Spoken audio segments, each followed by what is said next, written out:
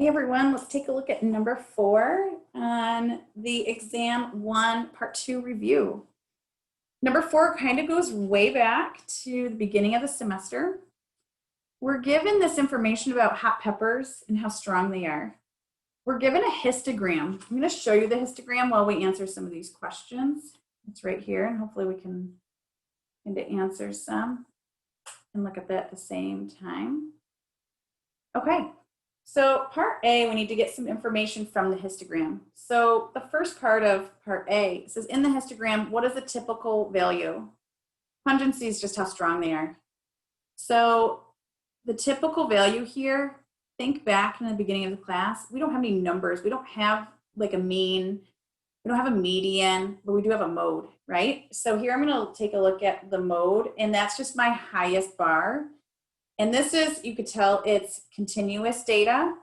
So it's not just 39, it's just not just 42, it's that range. So here it's going to be 39 all the way through 41.999. That's how I would write it. You could write it a couple different ways. Sorry, that's one way of writing it. So that's for the first part. For the second part of part A, in the histogram, what is the spread? So this is going to go back to the range here. So for my range, I'm just going to take a look at that it starts at 33 and it's going to go all the way up to 48. Okay. Or you could subtract them to get your range value. The next portion here, I want to know the shape of the distribution. So when we're looking at this, you could see this looks fairly symmetrical. You could say it has one mode or it's unimodal. One mode looks bell-shaped. Just want to write that all down. I'm just going to put symmetric. Any of those. That's what we're looking for. Okay. In the histogram, do any of the peppers appear to have an unusual pungency, so an unusual value? When I'm taking a look at this, nothing looks separated from the rest of the data. So remember, when we're looking at a histogram, we're looking for like a space here and then like a value over here. That would be where we're looking for something unusual. So I would say no unusual values.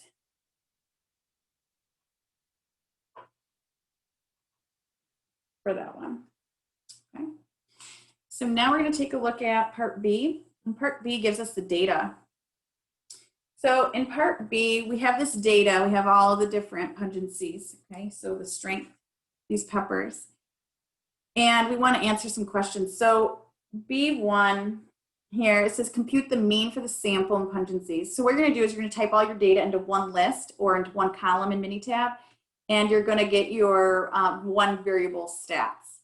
So when you get your one variable stats, you can get all this information like you did on question 1. And I showed you that, like I gave you the output. So here for the mean, we're looking for X bar.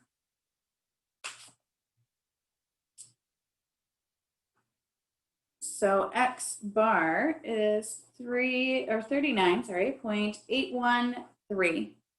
And to write it out in a sentence, you could say a typical value or a typical pungency or a typical strength, however you want to write it, for peppers. It's always in this sample, okay? It's not all of them, just the ones that we actually studied. Is 39.813. Okay? And you could put the units in there if you want. So that's what we're looking at. Now, the third part here, it says, I don't know if it's A, B, and C or not, because I have it 2 different ways. I think it might be C. Let's see. So this might just be B.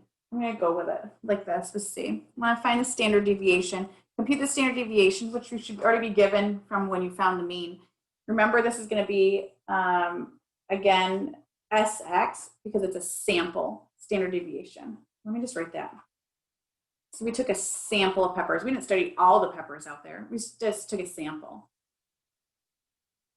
And we found this value to be 3.563.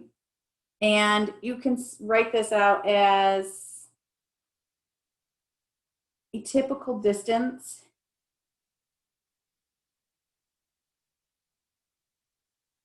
for individual peppers in the sample